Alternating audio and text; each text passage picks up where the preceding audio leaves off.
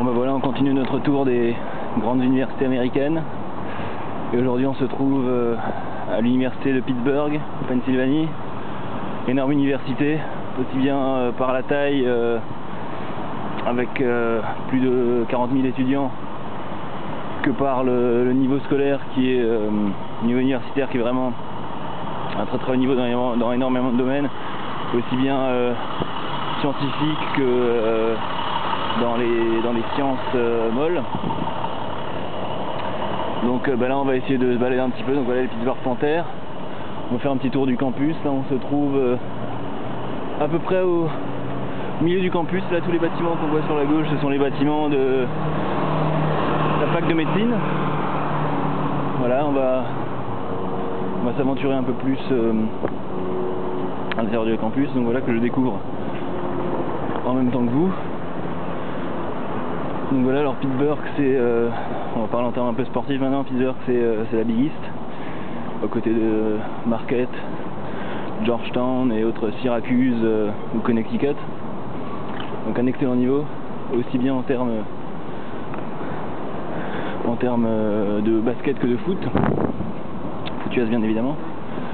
Et donc ben voilà, c'est assez plaisant. Le campus n'est pas directement au centre-ville, hein, il est à on va dire 3 miles du centre-ville, 4-5 km, mais c'est assez bien desservi. Voilà, campus immense, pas trop vert, hein, même si on est en automne, je veux dire qu'il n'y a pas beaucoup d'espace vert. Voilà, on va se balader un petit peu.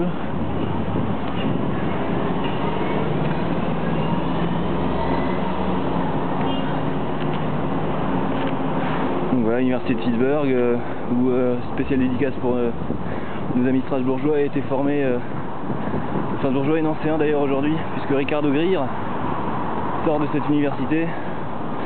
Voilà. Bon, moi j'ai un excellent souvenir de cette fac quand j'étais à Marquette, parce que pour le dernier match de la saison, le choc entre Marquette 10e du pays et Pittsburgh numéro 3, avec la victoire de Marquette sans Gerald McNeil et avec un Mike Kinsella de feu qui a inscrit les 2 seuls paniers à 3 points de sa carrière pour son dernier match. Et Kubilian pour le panier de la victoire dans les dernières secondes. Donc c'était un match exceptionnel au Bradley Center. Donc voilà, c'est un campus ma foi assez sympa.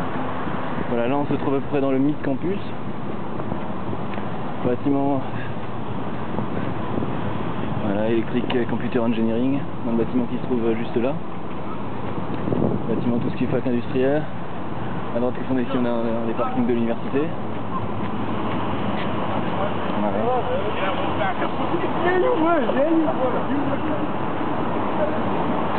Bon, bah, les bâtiments, je veux dire, les bâtiments sont pas forcément les plus beaux, les plus modernes qu'on puisse voir. Il ne faut pas oublier que l'université de Pittsburgh, ça reste une université publique, même si c'est une des meilleures et des plus grosses universités publiques, comme par exemple Ohio State ou UCLA. Mais bon, ça reste quand même assez loin des standards des universités privées.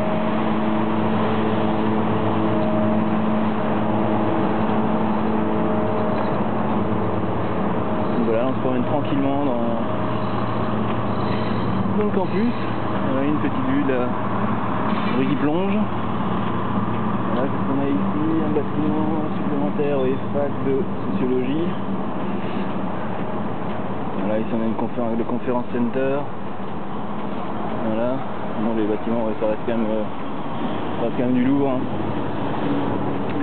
Voilà, une nouvelle preuve encore. Bon, maintenant je pense que après Georgia State, Georgia Tech et compagnie, vous voyez quand même qu'il y a une différence, on va dire, entre les modèles français, voilà, et les modèles américains.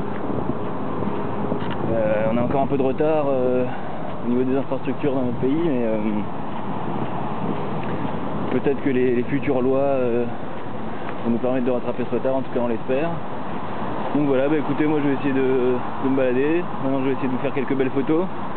Et puis bah, je vous donne tous rendez-vous pour la suite de la visite ici à Pittsburgh.